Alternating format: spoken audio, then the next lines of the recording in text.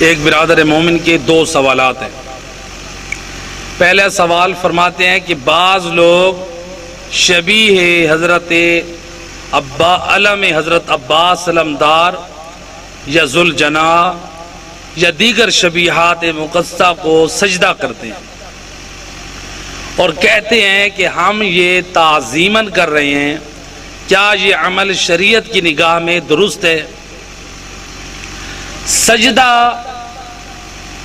ائمہ اہل بیت کی تعلیمات کے مطابق ہمارا موضوع یہی ہے، اسلام کے آئینے میں ہمارا کردار۔ میرے دوست، میری اور آپ کی مرضی نہیں چلے گی۔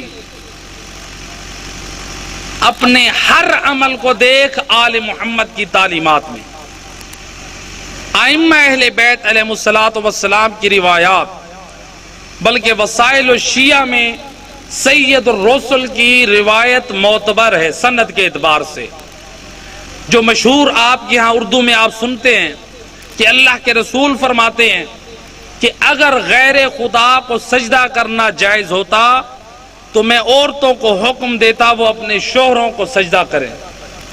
یعنی غیر خدا کو سجدہ کرنا جائز نہیں ہے۔ یہ روایت سند کے اعتبار سے معتبر ہے جو آپ سنتے رہتے ہیں، تو جس میں سید الرسل واضح کہہ رہے ہیں کہ غیر خدا کے سامنے سجدہ کرنا جائز نہیں ہے۔ خود ہمارے پاس جو ہماری احادیث کی کتابیں من لا یحضرہ الفقیہ یا الکافی میں، جیسے فروع کافی ہے، چونکہ اصول الکافی کے 3 حصے ہیں، الکافی، اصول کافی، فروع کافی اور روضہ کافی۔ جو فروع کافی ہے وہ احکام پر ہے، تو اس میں جو ہمارا چیپٹر ہے، یا پھر وسائل الشیعہ جو چیپٹر ہے اس میں، یعنی باب جس میں غیر خدا کو سجدہ کرنا اہل بیت کی تعلیمات کے مطابق جائز نہیں ہے۔ اب آپ کے پاس کوئی دلیل ہے قرآن کی یا اہل بیت اطہار کے کلام کی تو پیش کریں۔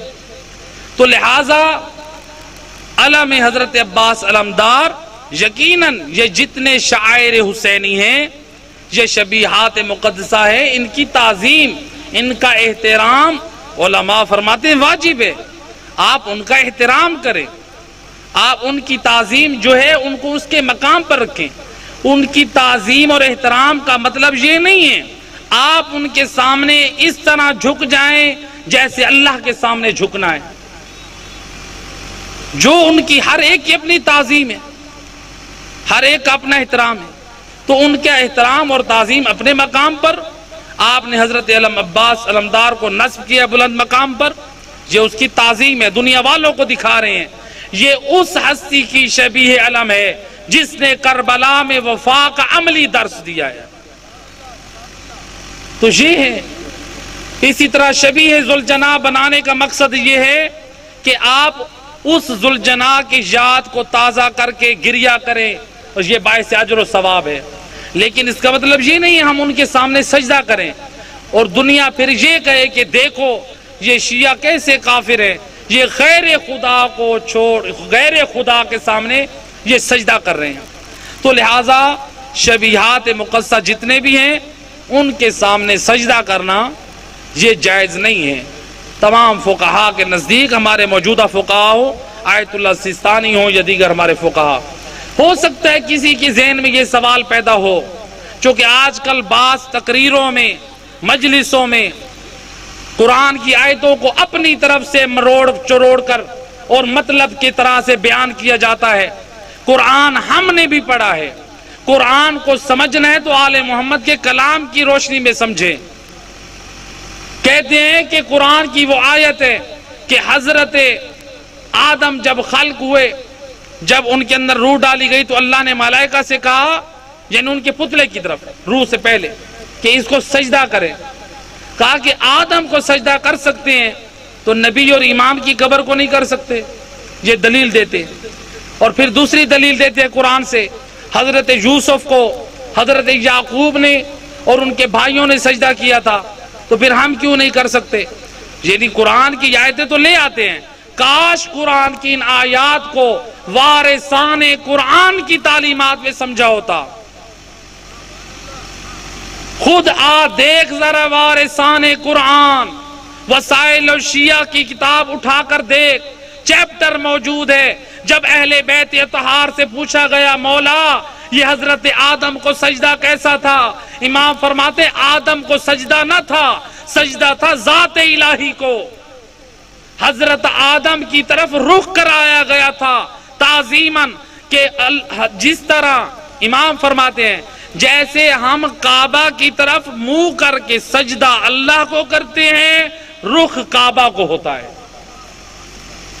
اگر کوئی کہے میں کعبہ کے پتھروں کو، اس دیوار کو سجدہ کر رہا ہوں، کیا یہ جائز ہے؟ بھئی ہم میں سے کوئی کرتا ہے کعبہ کی دیواروں کو سجدہ؟ حرام ہے میرے دوست، کعبہ کی دیوار کو سجدہ کرنا حرام ہے۔ کعبہ کی طرف منہ کر کے اللہ کو سجدہ کرنا ہے۔ تو جب ہم کعبہ کو نہیں کر سکتے تو اسی طرح سے امام فرماتے جو حضرت یعقوب اور ان کی اولاد نے جو سجدہ کیا تھا حضرت یوسف کی طرف منہ کر کے، اب دیکھ اہل بیت اطہار سمجھا رہے ہیں، حضرت یوسف جس مقام پر کھڑے تھے تو اس سائیڈ پر، مثلا حضرت یوسف جو روایات امام سمجھا رہے ہیں، میں اپنے انداز سے سمجھاؤں، حضرت یوسف اپنا چونکہ ایک بادشاہ تھے، اپنی گورنمنٹ کا ایک عہدہ رتبہ رکھتے تھے، وہ تھے سامنے، یہاں سے اس طرف سے سارے دربار میں لوگ پیش ہوئے، حضرت یعقوب بھی آئے، ان کے بیٹے بھی آئے، جب وہ یہاں آئے تو سامنے حضرت یوسف ہے۔